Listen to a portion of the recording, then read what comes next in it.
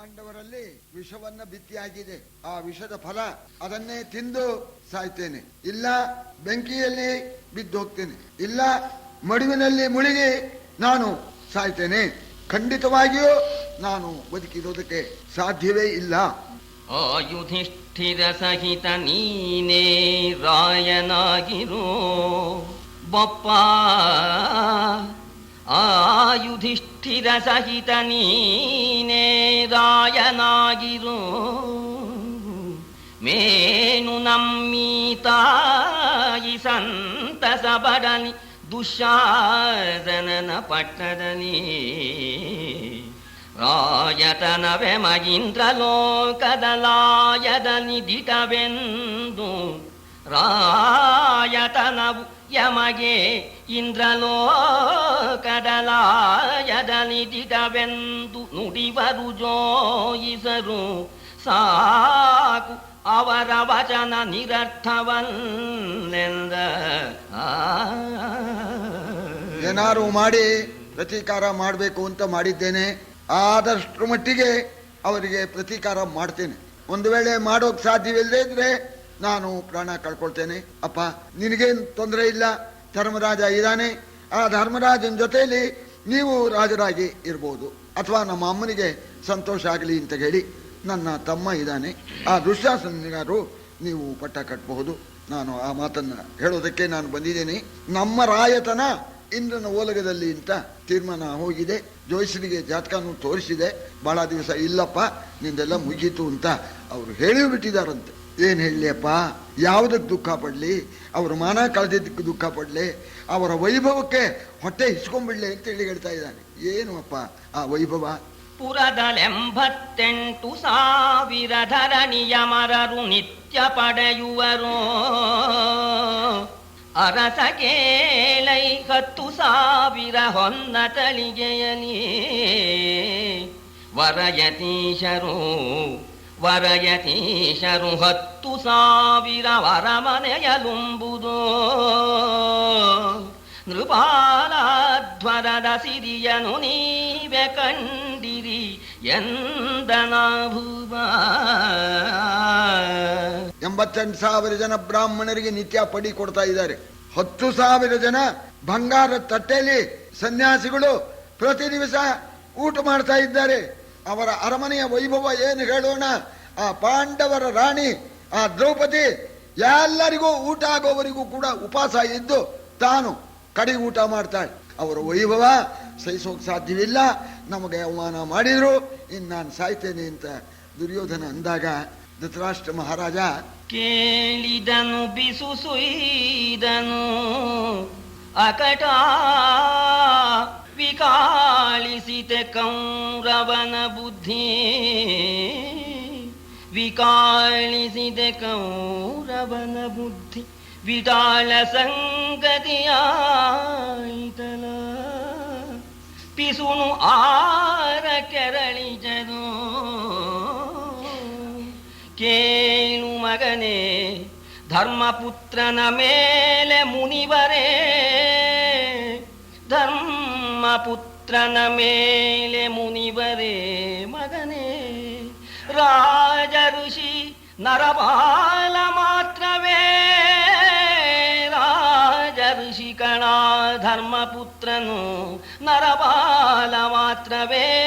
ಶಿವ ಮಹಾದೇವ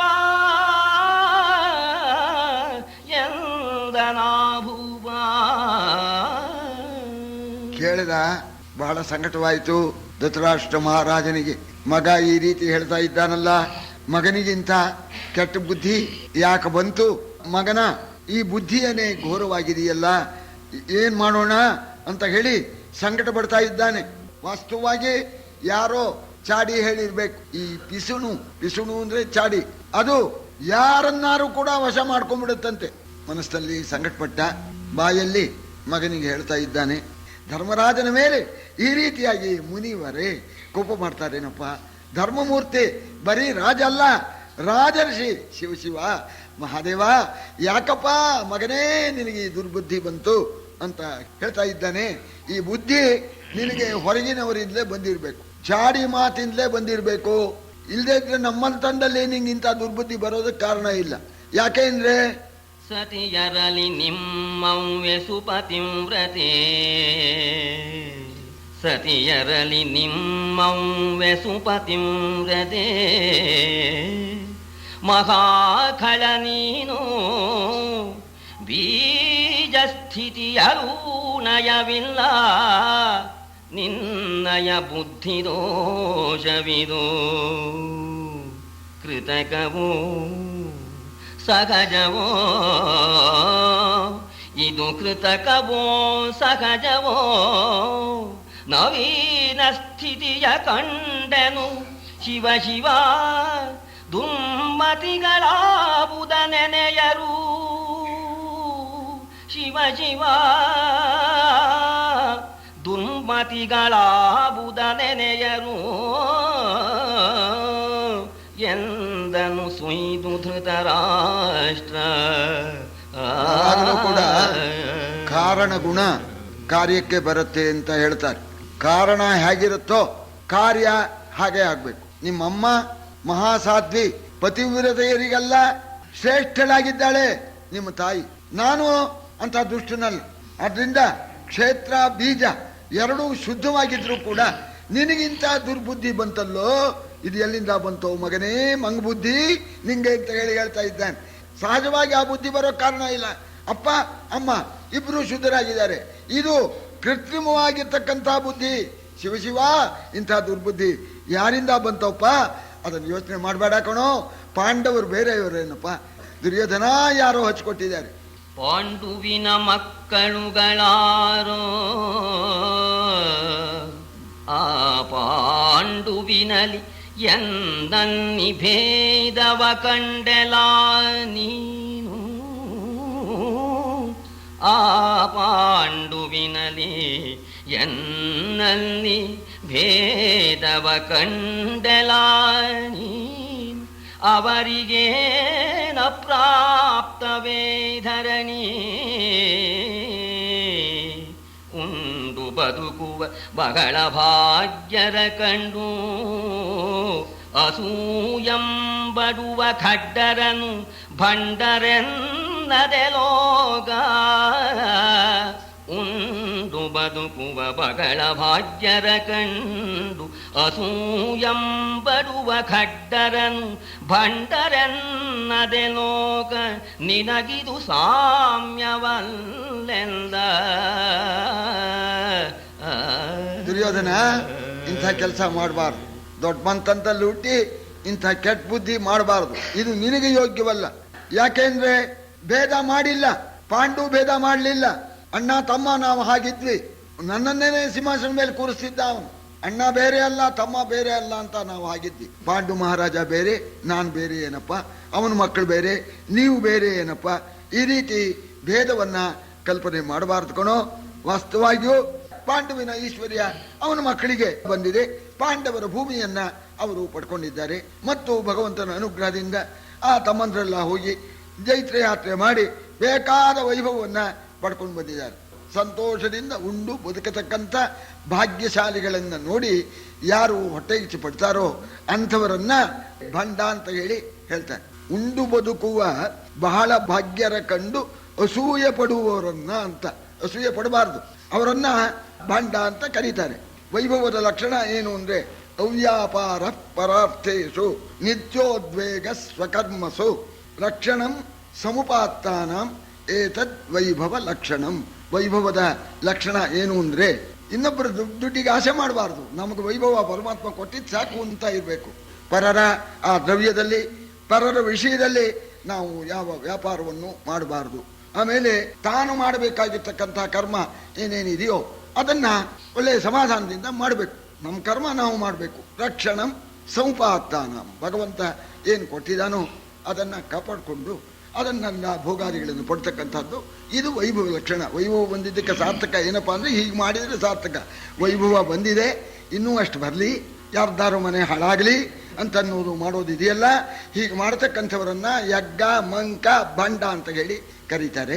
ಬೇಡ ಕಣೋ ಮಗನೇ, ಪಾಂಡವರು ಒಳ್ಳೆಯವರಪ್ಪ, ನಮ್ಮ ತಮ್ಮನ ಮಕ್ಕಳು ಒಳ್ಳೆಯವರು, ನೀನು ಭೇದ ಬುದ್ಧಿ ಮಾಡಬೇಡ, ಅವರು ಭೇದ ಬುದ್ಧಿ ಮಾಡಿಲ್ಲ, ನೀನು ಮಾಡಬೇಡ ಅಂತ ಹೇಳಿದಾಗ ಅರಸ ಧರ್ಮಿಷ್ಠನು ಯುಧಿಷ್ಠಿರ ಧರಣಿಪತಿಯುತ್ತಮನು. ಅರಸ ಧರ್ಮಿಷ್ಠನು ಯುಧಿಷ್ಠಿರ ಧರಣಿಪತಿ ಉತ್ತಮನು. ಪವನ ಜನರರು ವಿದಯಾನ್ವಿತರು ನೀವೇ ಪುತ್ರವತ್ಸಲರು.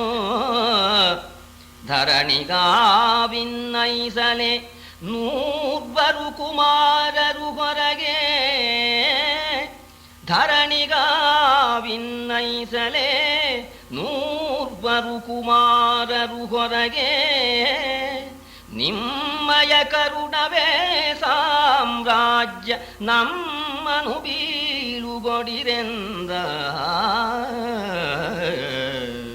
ಮಹಾರಾಜ ಧರ್ಮರಾಜ ಧರ್ಮಿಷ್ಠ ವಿನಯದಿಂದ ಕೂಡ್ಕೊಂಡಿದ್ದಾನೆ, ಉತ್ತಮನಾಗಿದ್ದಾನೆ. ಭೀಮಾರ್ಜುನರು ಕೂಡ ವಿನಯದಿಂದ ಕೂಡ್ಕೊಂಡಿದ್ದಾರೆ. ನಕುಲ ಸಹದೇವರು ಬಹಳ ಒಳ್ಳೆಯವರು. ಆ ಮಕ್ಕಳ ಮೇಲೆ ನಿಮಗೆ ಪ್ರೀತಿಯೂ ಇದೆ, ಪುತ್ರವಾತ್ಸಲ್ಯ ಇದೆ. ಆಗಬಹುದು, ಅವರದ್ದೇ ರಾಜ್ಯ, ನಮಗೇನು ಇಲ್ಲ, ನೀವೇ ಹೇಳ್ತಾ ಇದ್ದೀರಲ್ಲ. ಆದ್ರಿಂದ ರಾಜ್ಯಕ್ಕೆ ನಾವು ಹೊರಗೆ, ರಾಜ್ಯ ಅವರದ್ದು, ಅದೇ ರೀತಿ ವಾತ್ಸಲ್ಯನೂ ನಿಮಗಿದೆ, ನಾವು ಹೊರಗಿನವರು ಅಂತಾಯ್ತು. ಅಪ್ಪ, ನನ್ನ ಪ್ರಾರ್ಥನೆ ಇಷ್ಟೇನೆ, ನಿಮ್ಮ ಕರುಣ ಒಂದು ನಮಗಿದ್ರೆ ಸಾಕು, ನಿಮ್ಮ ಅನುಗ್ರಹ ಇದ್ದು ಬಿಟ್ರೆ ಅದೇ ನಮಗೊಂದು ಸಾಮ್ರಾಜ್ಯ. ತಮ್ಮಂದ್ರನ್ನು ಕರ್ಕೊಂಡು ನಾನು ಹೋಗಿ ಬರ್ತೇನೆ, ಅಪ್ಪಣೆ ಕೊಡಿ ಅಂತ. ಹೋಗ್ತೇನೆ ಅನ್ನೋಲ್ಲ ನೋಡಿ, ಇದು ಹೋದ್ರು ಹೋದ, ಬಾಕಿಯವರು ಇದ್ದಾರೆ ಅಂತ ಅಂದ್ಬಿಡ್ತಾರಲ್ಲ, ಅದು ಕೇಳ್ತಾ ಇದ್ದಾನೆ. ತಮ್ಮಂದಿರೊಡನೆ ನಾನು ಹೋಗ್ತೇನೆ, ನಿಮ್ಮ ಅನುಗ್ರಹದಿಂದ ನಾನು ಸಾಮ್ರಾಜ್ಯ ಪಡ್ಕೊಳ್ತೇನೆ, ನಿಮ್ಮ ಅನುಗ್ರಹವೇ ನನಗೆ ಸಾಮ್ರಾಜ್ಯ. ಆಯ ಛಲವಭಿಮಾನ ಹೋಗಲಿ ಕಾಯಬೇಕೆಂಬರೆ ನೃಪಾಲರ ಬಾಯ ತಂಬುಲ ತಿಂದು ಹೊರೆಬೆವು ಬೆಂದ ಬಸುರುಗಳ. ಆಯ ಛಲವ ಚಂದ್ರ ತಾರಕ, ಆಯ ಛಲವ ಚಂದ್ರ ತಾರಕ ಕಾಯವಧ್ರುವವೆಂಬಡೆ ಇದಕ್ಕೆ ಸಹಾಯವಿದೆಲ ಕಾಲಕೂಟ ಕಠೋರ ನದಿಯಂದ. ಆಯಾ ಹಠ ಹೋಗಲಿ ಅಂತಾದ್ರೆ ಮಾನ ಹೋದ್ರೂ ಚಿಂತಿಲ್ಲ, ಸುಖ ಪಡೋಣ ಅಂತಂದ್ರೆ ಈ ಪ್ರಪಂಚ ದೇಶೋ ವಿಶಾಲ, ಬೇಕಾದಾಗಿದೆ, ಬೇಕಾದಷ್ಟು ರಾಜರಿದ್ದಾರೆ, ಹೋಗಿ ಅವರ ಸೇವೆ ಮಾಡ್ತೀವಿ, ಅವ್ರ ಬಾಯಿ ತಂಬುಲ ತಿಂದ್ಕೊಂಡು ಬದುಕ್ತೀವಿ. ಅಭಿಮಾನ ಮಾನ ಹೋಗಲಿ ಅಂತ ಇದ್ರೆ ಕೆಲವರು ಹೇಳ್ತಾರೆ ಮಾನಂ ಆಚಂದ್ರ ತಾರಕಂ, ಮಾನ ಮಾತ್ರ ಸೂರ್ಯಚಂದ್ರರು ಇರೋವರೆಗೆ ಇರ್ತಕ್ಕಂಥದ್ದು, ಪ್ರಾಣ ಎಂದೋ ಹೋಗೋದು ಅನ್ನೋ ಮಾತನ್ನ ಅನುಸರಿಸಿ ಮಾನಾನೇ ಉಳಿಸ್ಕೋಬೇಕು ಅಂತಿದ್ರೆ, ಪ್ರಾಣ ಹೋದ್ರೂ ಚಿಂತಿಲ್ಲ, ಮಾನಾನೇ ಉಳಿಸ್ಕೋಬೇಕು ಅಂತಿದ್ರೆ ಇದ್ದೇ ಇದೆ ಕಾಲಕೂಟದ ಮಡು, ವಿಷ ತಗೊಂಡ್ರಾಯ್ತು, ಒಂದ್ ಬಟ್ಲು ವಿಷ ಕುಡಿದ್ರಾಯ್ತು, ಹೊಳೆಯಲ್ಲಿ ಹೋಗಿ ಮುಳುಗಿದ್ರಾಯ್ತು, ಪ್ರಾಣ ಹೋಗ್ಬಿಡುತ್ತೆ. ಮಾನ ಮುಖ್ಯವಲ್ಲ, ಪ್ರಾಣವೇ ಮುಖ್ಯ ಅಂದ್ರೆ ಹೋಗಿ ಯಾವುದೋ ರಾಜರ ತಂಬುಲಾನ ಅಂತ, ಇಲ್ಲಿ ತಂಬುಲ ಅಂತ ಉದ್ದೇಶ ಏನು ಅಂದ್ರೆ ಅವರು ಸೇವೆ ಮಾಡಿ ಅವರಿಂದ ಏನಾರು ಭತ್ಯ ತಗೊಂಡು ನಾವು ಜೀವನ ಮಾಡ್ತೇವೆ ಅಂತ.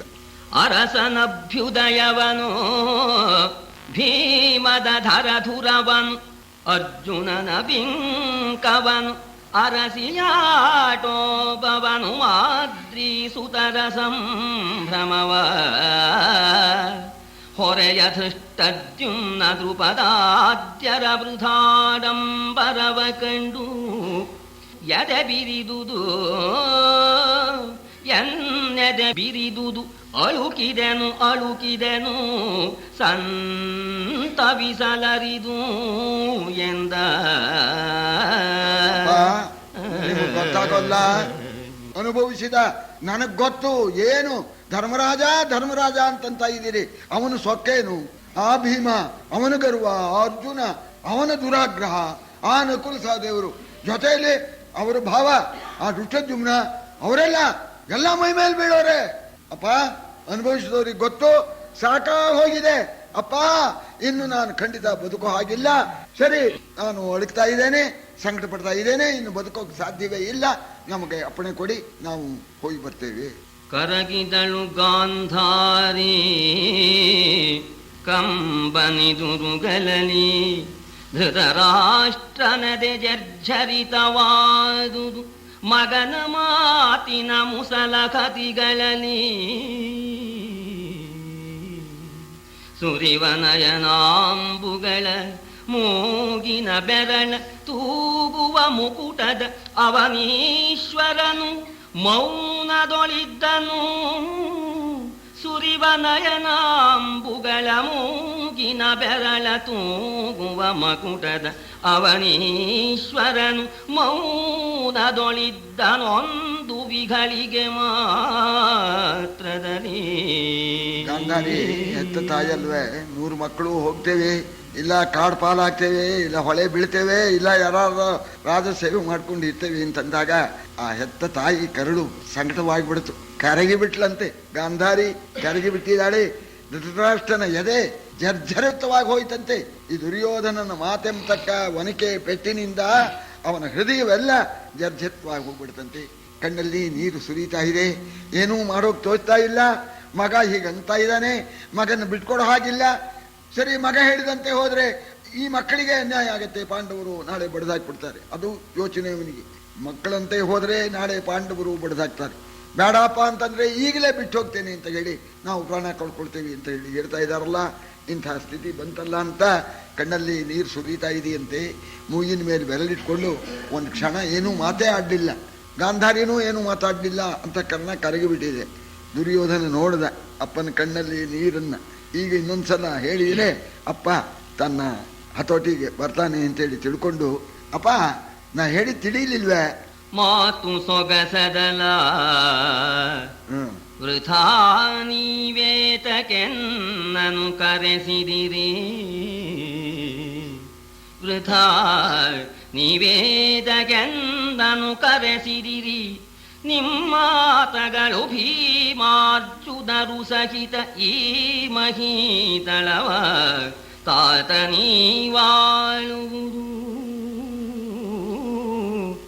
ನಿಮ್ಮಾತಗಳು ಭೀಮಾರ್ಜುನರು ಸಹಿತ ಈ ಮಹೀತಳವ ತಾತ ನೀವಾಳುವುದು.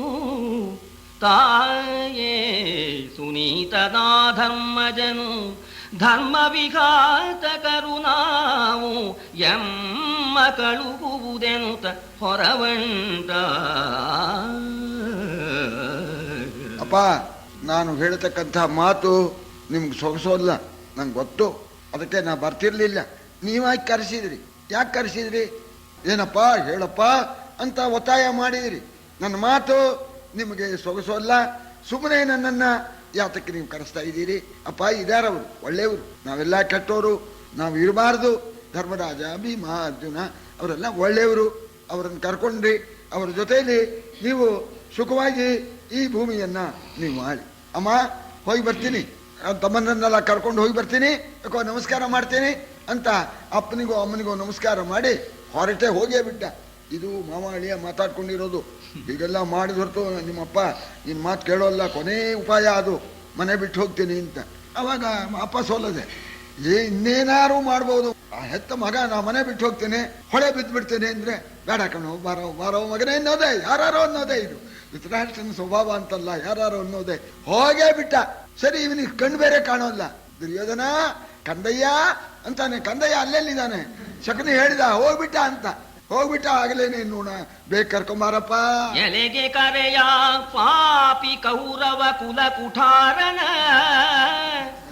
ನಿನ್ನ ಮಗನೊಡನಳಿವೆ ನೈಸಲೇ ಪಾಂಡು ಪುತ್ರರ ವೈರ ಬಂಧದಲ್ಲಿ ತಿಳುಹಿತಾಯನಲು ಆಕೆ ಶಕುನಿಯ ಕಳುಹಿ ಕರೆಸಿದರೆ ಆತ ಮರಳಿದನು. ಅಳಲು ದೊರೆಯಲಿ ಮೂಡಿ ಮುಳುಗಿದನಂದು ಧೃತರಾಷ್ಟ್ರ. ಎಲೆಗೆ ಗಾಂಧಾರಿ ಕರಿ, ಆ ಕುಲಕುಠಾರ ನಿನ್ನ ಮುದ್ದು ಕುಮಾರನ್ ಕರಿ. ಅವನ ಜೊತೆಯಲ್ಲಿ ನಾನು ಸಾಯ್ತೀನಿ. ಅವನ ಜೊತೆಯಲ್ಲಿ ನಾನು ಕೂಡ ನಿನ್ನ ಮಗನೊಡನೆ ನಾನು ಸಾಯ್ತೇನೆ. ಇನ್ನೇನ್ ಮಾಡೋದು? ಕರಿ ಅವನ್ನ ಅಂತ ಹೇಳಿ.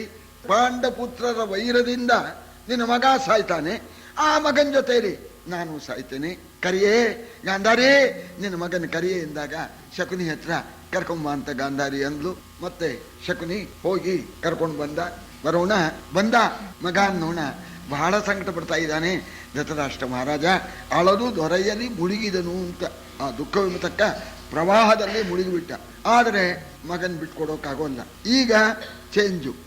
ಇವನ್ನ ಜ್ಯೋತಿಷಾಸ್ತ್ರದಲ್ಲಿ ಬುಧಗ್ರಹಕ್ಕೆ ಒಂದು ಹೇಳ್ತಾರೆ, ಶುಭಗ್ರಹ ಪಾಪಗ್ರಹ ಅಂತ. ಶುಭಗ್ರಹ ಗುರು ಶುಕ್ರ ಚಂದ್ರ, ಈ ಶುಭಗ್ರಹ.